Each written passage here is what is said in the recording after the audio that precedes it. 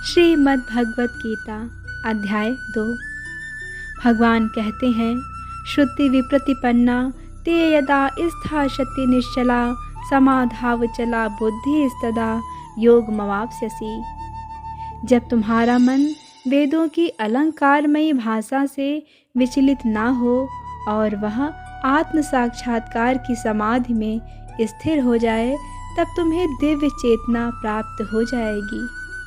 तात्पर्य है कि कोई समाधि में है, इस कथन का अर्थ यह होता है कि वह पूर्णतया कृष्ण भावना भावित है, अर्थात उसने पूर्ण समाधि में ब्रह्म, परमात्मा तथा भगवान को प्राप्त कर लिया है। आत्म साक्षात्कार की सर्वोच्च सिद्धि यह जान लेना है कि मनुष्य कृष्ण का शाश्वत दास है और उसका एकमात्र कर्तव्य कृष्ण भावना अमृत में अपने सारे कर्म करना है।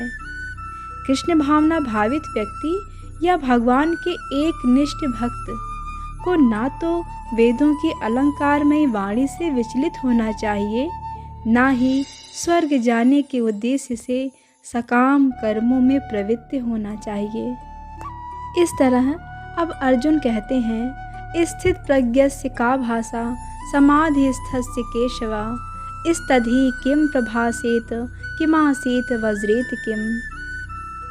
अर्जुन कहते हैं, हे कृष्ण, अध्यात्म में लीन चेतना वाले व्यक्ति के क्या लक्षण हैं, वह कैसे बोलता है तथा उसकी क्या भाषा है, वह किस तरह बैठता है और चलता है।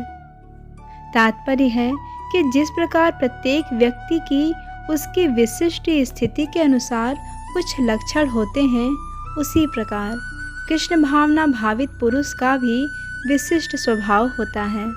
जैसे उसका बोलना, उसका चलना, सोचना आदि। जिस प्रकार धनी पुरुष के कुछ लक्षण होते हैं जिनसे वह धनवान जाना जाता है, उसी तरह रोगी अपने रोग के लक्षणों से रुग्ण जाना जाता है, या कि विद्वान अपने गुणों से विद्वान जाना जाता है। उसी तरह कृष्ण की दिव्य चेतना से युक्त व्यक्ति अपने विशिष्ट लक्षणों से जाना जाता है। इन लक्षणों को भगवत गीता से जाना जा सकता है, किंतु सबसे महत्वपूर्ण बात यह है कि कृष्ण भावना भावित व्यक्ति किस तरह बोलता है, क्योंकि वाणी ही किसी मनुष्य का सबसे महत्वपूर्ण गुण है। कहा जाता है कि मूर्ख का पता तब तक नहीं लगता है जब तक वह बोलता नहीं। एक बने ठने मूर्ख को तब तक नहीं पहचाना जा सकता जब तक वह बोले नहीं, किंतु बोलते ही उसका यथार्थ रूप प्रकट हो जाता है। कृष्ण भावना भावित व्यक्ति का सर्व प्रमुख लक्षण यह है कि वह केवल कृष्ण तथा कृष्ण उन्हीं से संबंध विषयों के बारे में बोलता है। फिर तो अन्य लक्षण स्वतः प्रकट हो जाते हैं, जिनका उल्लेख आगे किया गया है। भगवान कहते हैं, प्रजहाति यदा कामान सर्वान् पार्थ मनोगतान् आत्मन्येवात्मना तुष्टः स्थित प्रज्ञस्य दोच्यते। हे पार्थ, जब मनुष्य मनोधर्म से उत्पन्न होने वाली इंद्रिय तृप्ति की समस्त कामनाओं का परित्याग कर देता है और जब इस तरह से विशुद्ध हुआ उसका मन आत्मा में संतोष प्राप्त कर लेता है, तो वह विशुद्ध दिव्य चेतना को अर्थात स्थित प्रज्ञ कहा जाता है। तात्पर्य है कि जो मनुष्य पूर्णतः कृष्ण भावना भावित या भगवत भक्त होता है, उसमें महर्षियों के समस्त सद्गुण पाए जाते हैं, किंतु जो व्यक्ति आध्यात्म में स्थित नहीं होता, उसमें एक भी योग्यता नहीं होती, क्योंकि वह अपने मनोधर्म पर ही आश्रित होता है। फलतः यहाँ यह ठीक ही कहा गया है कि व्यक्ति को मनोधर्म द्वारा कल्पित सारी विषय वासनाओं को त्यागना होता है। कृत्रिम साधन से इनको रोक पाना संभव नहीं है, किंतु यदि कोई कृष्ण भावनामृत में लगा हो तो सारी विषय वासनाएं स्वतः बिना किसी प्रयास के दब जाती हैं। अतः मनुष्य को बिना झिझक के कृष्ण भावनामृत में लगना चाहिए, क्योंकि यह भक्ति को उसे दिव्य चेतना प्राप्त करने में सहायक होगी। भगवान कहते हैं, दुखेषु निधिग्रमणाः सुखेषु विगत स्पृहा वीतराग भय क्रोधः स्थिर धीर मुनिरुच्यते। जो त्रय तापों के होने पर भी मन में विचलित नहीं होता अथवा सुख में प्रसन्न नहीं होता और जो आसक्ति भय तथा क्रोध से मुक्त है, वह स्थिर मन वाला मुनि कहलाता है। कृष्ण भावना भावित व्यक्ति तीनों तापों के संघात से तनिक भी विचलित नहीं होता, क्योंकि वह इन कष्टों को भगवत कृपा के रूप में लेता है और पूर्व पापों के कारण अपने को अधिक कष्ट के लिए योग्य मानता है और वह देखता है कि उसके सारे दुख भगवत कृपा से रंच मात्र रह जाते हैं। इसी प्रकार जब वह सुखी होता है तो अपने को सुख के लिए अयोग्य मानकर इसका भी श्रेय भगवान को देता है।